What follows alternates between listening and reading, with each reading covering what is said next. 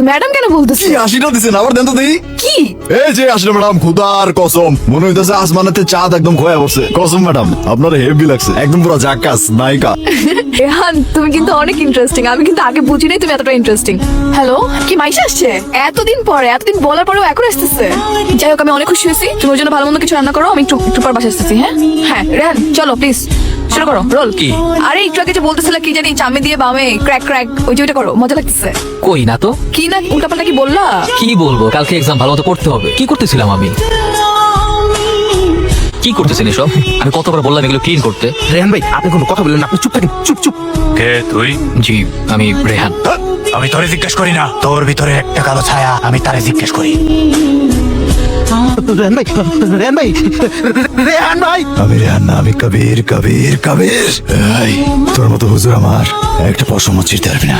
আর তুই কি কইছিস গ্যাঞ্জাম করবি? গ্যাঞ্জাম ফোন ধরিস না, ফোন ধরলে কিন্তু ঝামেলা হইব। আরেকজনের বাঁচানোর আগে নিজের এগিয়ে বাঁচা। চাবাক যা, দৌড়ের উপরে থাক, পিছনে তাকাবি না।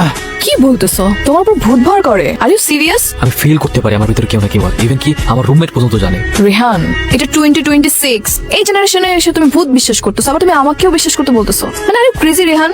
আসছে ভূত কিভাবে ভর করে? আচ্ছা শোনো, তুমি আগে কি যেন বলতেছিলে ওই দিন, ওই যে কি যেন চামে দিয়া বামে চিপ্পা দিয়া আবার কি যেন বলছিল, আমার কিন্তু মজাই লাগছিল, আরেকবার বলো তো। হোয়াট? হ্যাঁ এগুলো আমি বলছি? হ্যাঁ। কি বলতেছো এসব? আমি এগুলো কেন বলবো? আমি কিভাবে কথা বলি? কিভাবে তো আস্তে ছেলেরা কথা বলে? হ্যাঁ নিজে সেদিন আমাকে এগুলো শিখে এখন আবার বলতেছে সে নাকি বলে নাই। তার মানে আমার ভিতরে যে থাকে তার সাথে তুমি কথা বলছো? Rehan stop talking nonsense. আবারও মানে ভূত কিভাবে কারো উপর ভর করে?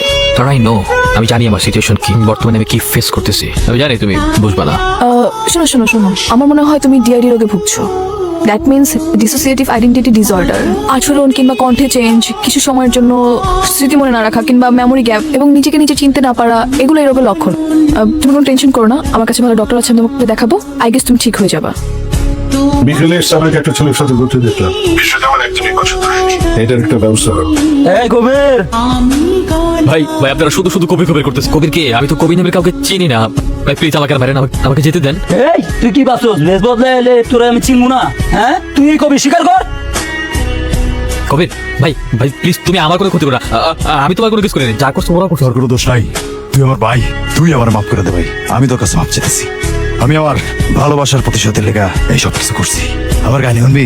এসে দেখতেছিস না আমি এমনি আসছিলাম, বাবু করে একটা বলা বাবু সালা জীবন যাপন, আর ওই জীবনের মধ্যে